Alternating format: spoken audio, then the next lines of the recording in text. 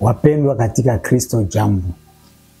Tuna neema tena kufika mbele yenu ili tuzungumze maneno ya Mungu ipatikanayo katika kitabu ya Yoshua sura 1 mstari wa 8. Tusome kwa jina la Yesu.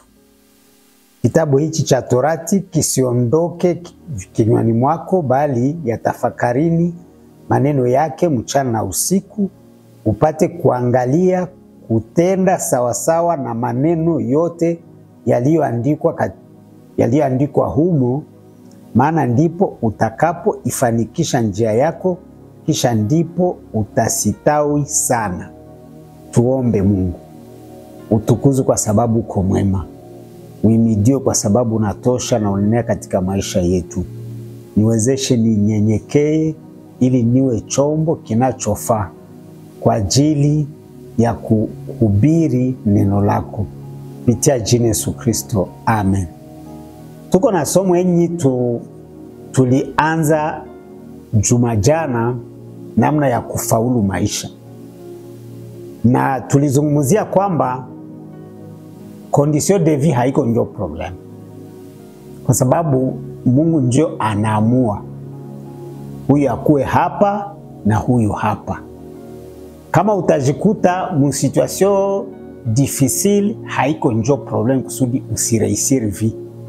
Kama utajikuta mu situation yenye iko fasile, vitu vinatembea vizuri, si vibaya, lakini usiwaze kama umereisir kwa sababu ni kwa neema Mungu amekutia pale.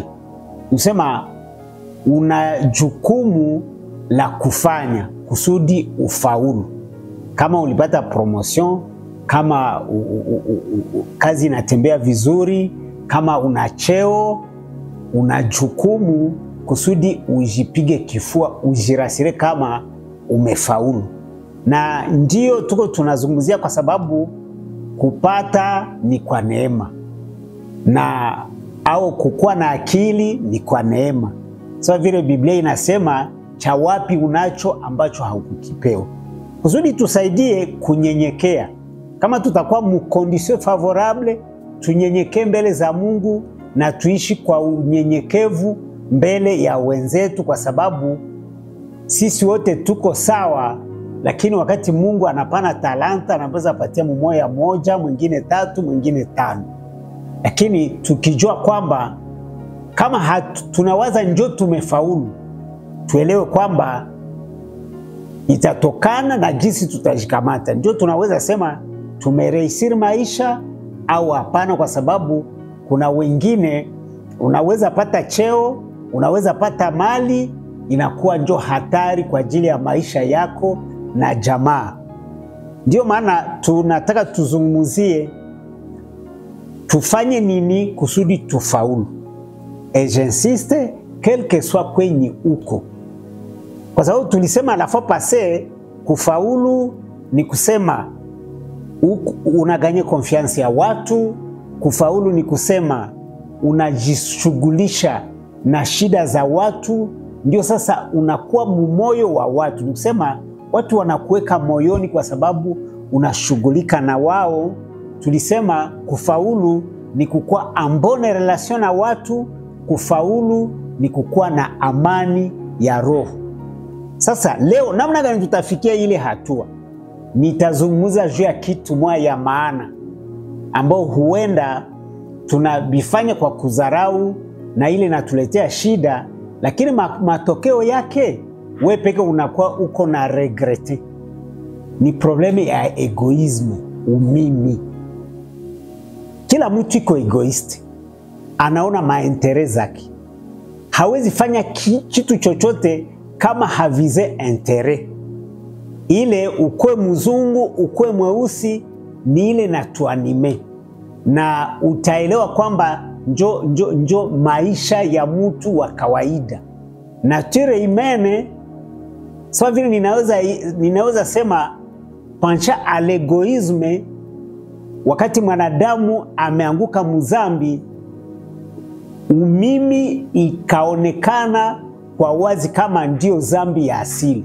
C'est la mère de tous les péchés. Ndio mama wa zambi zote na ni kikwazo kikubwa kwa ajili ya maendeleo yetu.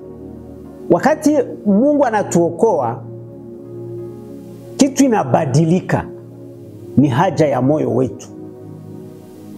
Lakini tabia ambazo tunaokoka nazo za kuona tu maentere personnel tunazo.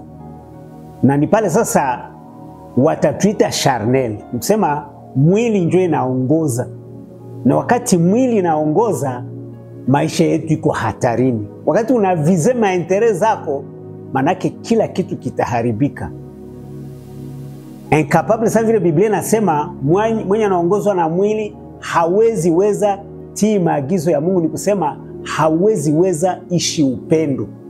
Kwa sababu kama mtu anaweza elewa kama unajisusie na yeye, unavize maentere zake. Kwa sababu kama tutaishi upendo, ni kusema tunaona faida ya wengine. Et pourtant kumutu wa kawaida iko incapable kuvize maentere za wengine. Kusema tunafanya kitu, hatuwezi fanya hatua kama hatukalkile eske nitapata kitu pale. Iko nifikiria au hapana, biko automatique. Lakini njia ninakuelekeza amo ni kusema tuhakikishe tumeingia muvita ya kuvize maentere personnel. Tafadhali vita ya egoisme, umimi. Kama Biblia iko nasema juu ya vita vya kiroho, ndio vita vya kiroho vile. Le combat spirituel, c'est le combat contre nous-mêmes, contre notre égoïsme. Na kama tunaingia mwi vita, utaelewa kwamba kuko ma situations zinakuwa zinarudiria. Uli fanyaka makalkule, bali kukutiria confiance, bakawaza uko mtu mzima au unaokoka, na kisha ukaenda ukafanya mamagwie, conscience inakuwa tu inakurudiria, iko inakwambia. Na kuko kwenye unajua hawezi kanyanga.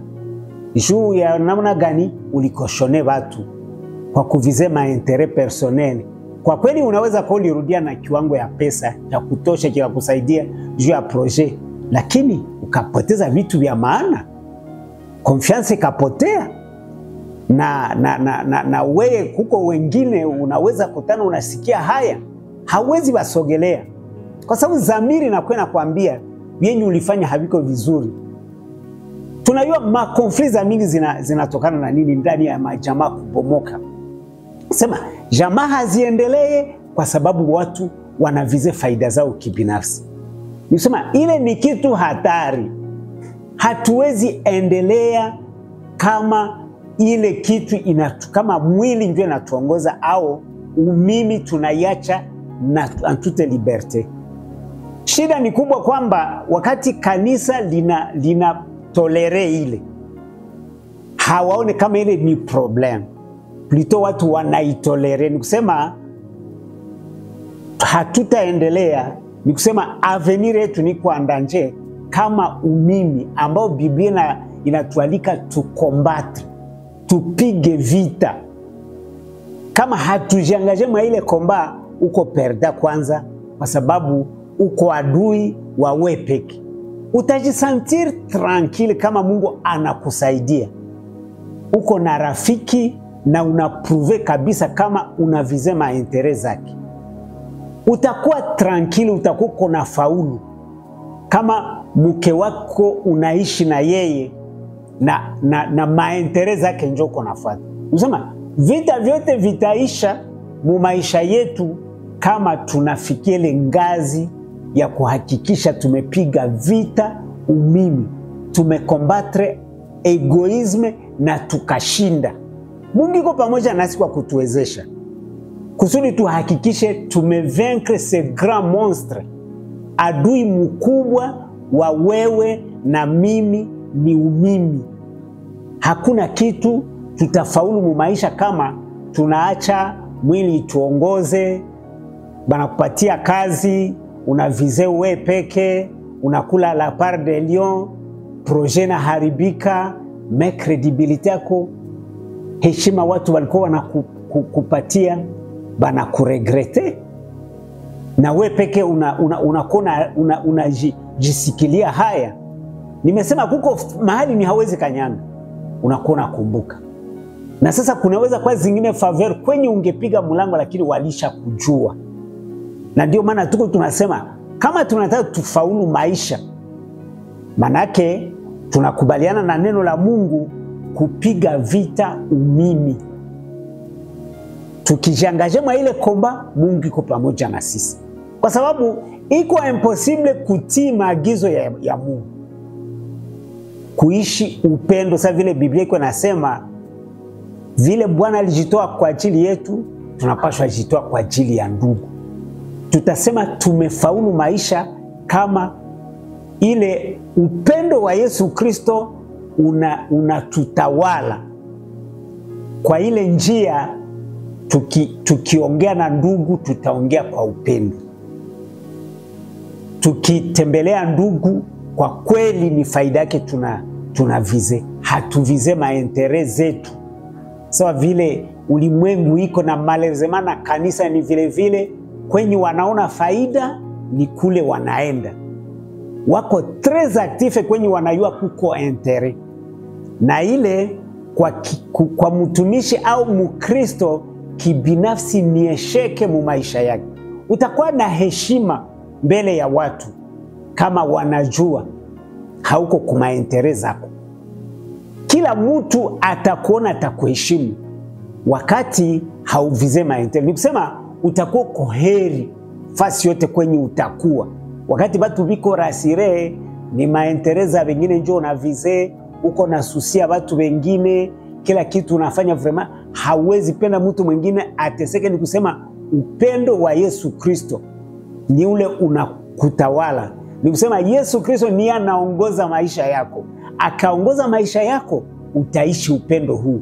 Na huu upendo kusudi uishi, ni lazima tuhakikishe tumeingia muvita contre notre egoisme, umimi. Na uwezo wa Mungu uko pamoja nasi kusudi tushinde. Tuhakikishe tumeshinda.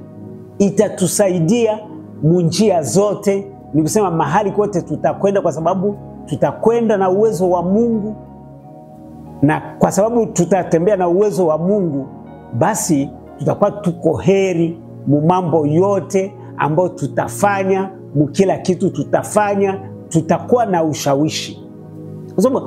Kusema ukuwe na ushawishi fasi yote ambayo utakuwa, hakuna utajiri mkubwa ambao iko ndani. Kusema kwa yule atasema amefaulu maisha, maana yake ameshinda. Ameshinda nini? Ameshinda umimi, ameshinda egoisme. Itakufanya uwe juu, hapana chini. Sasa Biblia iko inasema, sasa vile Kumbukumbu la Torati mstari wa 12 na mstari wa 13, tutakuwa vichwa, utakuwa kichwa. Unasema kufaulu kwetu ni umekuwa kichwa. Kila fasi ukisema watu wanakuamini, watu wanakutiria confiance. Kwa sababu unajiretrouver mkila mtu, kwa sababu unavize intere zake, atakuamini. Utakuwa na la kusema na asikie, kwa sababu confiance iko total. Mungu atusaidie, atuwezeshe, tuhakikishe tumepiga umimi vita, na kupitia uwezo wa Mungu, Mungu atuwezeshe kila siku tuhakikishe tumeshinda. Mungu akuwezeshe, Mungu aniwezeshe. Wewe ambaye unanisikiliza saa hii, uelewe hakuna siri ingine, hakuna njia ingine ya kufaulu isipokuwa tumejiangaje dans son grand combat contre notre égoïsme. Mungu atuwezeshe na atutie nguvu. Amen. Ninalibariki jina lako. Utukuzwe kwa sababu ninayaweza yote katika wewe unitiaye nguvu. Msikilizaji ambaye ananisikia saa hii na ananiona, umwezeshe ahakikishe ameomba nguvu toka kwako kusudi ashinde mwili, ili afaulu ndani ya maisha yake ya kila siku, kazini, nyumbani, ndani ya jamaa na mahali kote, kupitia jina Yesu Kristo. Amen.